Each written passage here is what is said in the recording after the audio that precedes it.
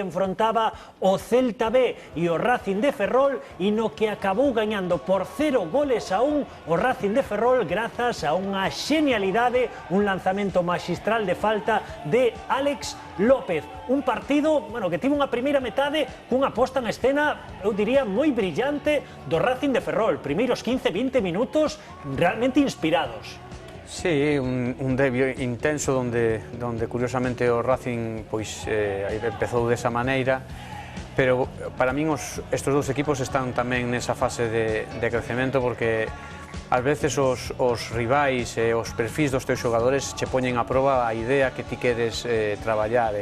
Eu creo que o Celta vai acabar facendo un xogo moito máis rápido do que fixo, o sea, chegar a portería moito máis rápido e o Ferrol vai a facer menos rápido porque ten xogadores para tocar a pelota e para facer un millor xogo, non? Houve ocasións de Jon García, David Rodríguez, Dani Abalo, vimos ese lanzamento de falta de Solís, así se chegou o descanso e na segunda metade pois se cadra coincidindo cos mellores momentos do Celta B, apareceu Rocío, ese xogador que víamos en imaxe, vestindo de vermello, que se ve moi ben, pero é que Diego Rivas estivo espectacular, excepcional.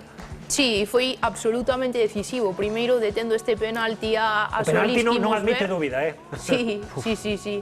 Trabucouse aí Seoane. Pero primeiro, pois, detendo esa pena máxima e despois con varias intervencións no treito final de partido. Lembro agora unha que lle fixo a Manu Justo, que ao final pois, acabou sendo decisivo para o seu equipo e se o Racing hoxe levou os 3 puntos foi en boa medida grazas ao seu porteiro. Minuto 8 da segunda metade, o lanzamento é de Solís e aquí non é de mérito do lanzador, eu creo que é mérito de Diego Rivas, que acertou pois coa dirección do remate. Esta é outra xogada para polémica, minuto 18 da segunda metade, o lanzamento que peta. Isto é man ou non é man? Holsgrove, de costas, man pegada ao corpo. Eu xa non me mollo. A mí non me parece, non vexo que non ten ninguna intencionalidade, de feito creo que non sabe nin onde está o balón. E onde hai moita intencionalidade nese lanzamento de falta de Alex López, espectacular, xogou aquí no Celta B, foi, bueno, primeiro estivo no filial e iso doulle a oportunidade de subir ao primeiro equipo e vai se aproveitou eses anos que estivo no primeiro equipo do Celta. Con Paco Herrera. Ese gol de Alex López e ao final volveu a emborcarse o Celta B sobre a porta de Diego Rivas, pero aí estivo Diego segurísimo.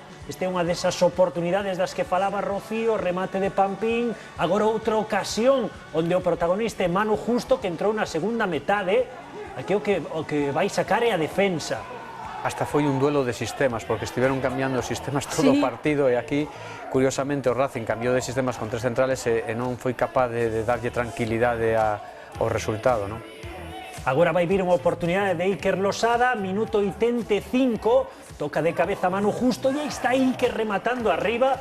Iker, que curioso, que comezou como, ya lo decir, ¿no, Rocío? Sí, que ao final, cando o Celta pasou esa defensa con 3 centrais, vimos a Iker Losada de carrileiro pola dereita, a verdade é que sorprendeu moitísimo Onésimo con ese cambio. Comezara como lateral, despois pasou a carrileiro, acabou case como dianteiro.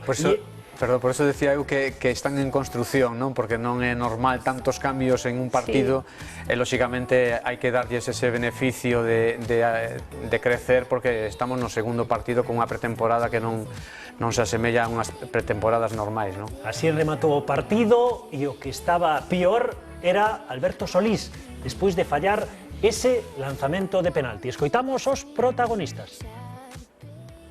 Bueno, foi unha falta que quedou aí moi ben situada. Hai veces que pasa a barreira, outras que non. En este caso, pois tiña moi claro onde a quería tirar e, por sorte, pois foi gol, que para nós é moi importante conseguir esta victoria.